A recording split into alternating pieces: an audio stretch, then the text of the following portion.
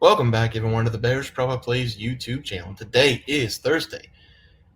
It is March 13th. We're one step closer to Selection Sunday, and this was a gauntlet of games today. Took me out of it. I lost my voice. I'm tired. Um, it was just to drain me, and it's only Wednesday, and this is only the appetizer for March Madness. Some great games today. Let's start with Arkansas. They need to be investigated. It worked for us, but it wasn't supposed to. Arkansas minus 3.5 early. If you got them late, you got hosed, but in a different way. They were up by 20 in this game, 52-32. They scored 47 points in the first half. They had 13 points in 17 minutes in the second half. Let South Carolina come all the way back from down 20. They were down by 1, South Carolina. Arkansas makes a bucket. South Carolina also makes a bucket. I'm just going through the last play-by-plays I feel like in my brain. Arkansas, Johnny Davis, really, really good down the stretch, was making some shots. Really felt like the only guy who could make a shot for Arkansas down the stretch.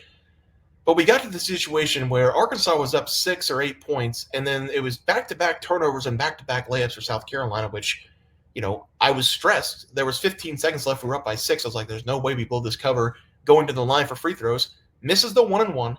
South Carolina scores, makes it 4. We turn it over with 8 seconds left. South Carolina layup with 3.2. So now I'm thinking, holy shit, we gotta make our free throws. We have to make 2 free throws on a 1-and-1, and Davis gets fouled. He drains the first, no problem. We're up by 3 with 3.2 seconds left on the clock. Now, I didn't go to school to become a head coach. I don't think anybody did, unless you are a head coach right now in college basketball. If you are, congratulations. You might have Cal's job tomorrow. Cal says in the presser, I told him to miss. Because if he misses, that means they only have 3 seconds to throw it up, and they might bank one in, but the odds are they don't. Well, you know what the odds are if you make that free throw and go up by 4 with 3.2 seconds left to win that game? It's nearly 100%. 99.99. If you miss, it's like 70-30. I don't know what was going through his head. I am 100% sure that Cal bet South Carolina plus 4.5 or plus 3.5 or whatever it was, and I'm going to stick to that story because that was atrocious from Arkansas. Speaking of things that are atrocious, Georgetown, down by 14 or 15 early in the game. Micah Peavy brings them all the way back, and what happens? Down by 5, Micah Peavy hits 2 free throws. Stop from Georgetown. Jaden Epps, the guy who's been there since day one, leading scorer on the team last year. He gets up to the line and puts up the worst free throw attempt on a 1-and-1 I think I've ever seen in my entire life. Airballs it. Hit nothing. It was so bad that I thought the ball slipped out of his hand, and it didn't. He just missed it. He straight up missed it to the left on an air ball. The ball gets it, makes a 1-and-1, and then the 3-point attempt for Georgetown coming back was also an air ball. So Georgetown, outright loser going up against DePaul. DePaul beats them for the 3rd time. Vanderbilt, horrible the entire game. That was a horrible pick by me. Should have known Texas needed to win that game after that bad loss against Oklahoma. I just didn't think Texas could score over 70 points, but obviously they did. Trey Johnson had a really good game. Over the total points for him. We cashed that one. Micah Peavy finished with, I think, 24 points for Georgetown. He was dominant in that game. Everybody sucked on Georgetown besides Micah Peavy in that one. So currently 3-2. We have Georgia tonight. Took a money line on the thing, but I think I actually got them minus 2.5 or minus 3.5 early this morning. I thought the money line was a little bit too rich, so I think I have minus 2.5 tonight. So 3-2 day was fun. Was a fun day to watch. Hopefully some people got to watch some of those games. A lot of those games are early. You had to watch on your phone for most of them, but it is what it is. Let's move on. Thursday, Indiana going up against Oregon. I like what Indiana's been doing over the last 5 or 6 games. I told you that last game. Oh, speaking of games like Ohio State, Iowa outright. I'm not even joking. With the way Iowa's playing right now on the defensive side, I talked about it on the member side, they could win the Big Ten tournament. I'm not like, I know people are going to call me crazy for that. If this team plays defense, which they have now in back-to-back games on the road against Nebraska and then against Ohio State, if this team plays defense and just continues to score 75-plus points, they're going to be dangerous. Sanford's playing great. Dix is playing great.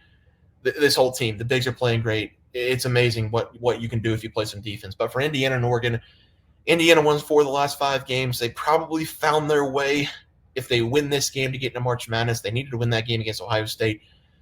they're on the bubble right now. This would be a big game if they win it. Oregon's going to be firmly in, I believe. I still think Oregon's the play here, even though Indiana's won 4 of the last 5 and they beat Ohio State in that must-win game at the end of the season. Oregon has now rattled off 7 in a row. They just beat Washington in overtime. That was the everything game for Washington. It was senior night for Washington. They wanted to win that game desperately. Oregon almost covered the spread in that game, though. But against Indiana just a couple of days ago, it was like a week ago, they beat them 73-64.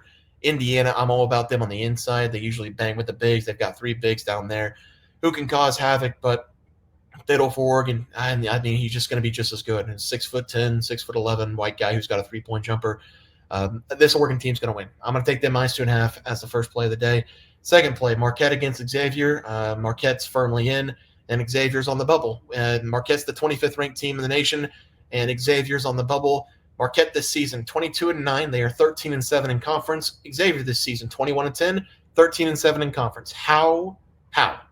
Can you explain to me how one of these teams is the top 25 team in the nation, the other team's on the bubble when they play in the same conference? Most of it has to do with the early games they played. Marquette played a top-ranked Purdue, and they played Georgia and Iowa State and Wisconsin to start the season. They did win two of those 4 games, and for Xavier, they didn't play hardly anybody. They played Michigan at the top of the season, and that was it. So these non-conference games definitely matter. If people were wondering why Xavier has one less win, and they have the same record in conference play, and they're on the bubble and Marquette's firmly in. That's why. For Xavier, though, we're taking them. We're going to take them +2.5. Do-or-die game here. It was a do-or-die game since Creighton, I believe, 2 or 3 weeks ago, and Xavier's just been winning games. They haven't lost a game since February 12th. That now makes 7 consecutive games for Xavier. This would make 8. This is a win and in. No matter what happens, Xavier wins this game. They will be in March Madness, and I think they will get the job done. Also, whenever these two teams play, it's a dogfight every time. Marquette won the first matchup 59-57. That was at home for them. Xavier, the last 2 games that they played Marquette, they've won 1, lost 1. Both of those games decided by 2 points. So I'm going to take the points here +2.5.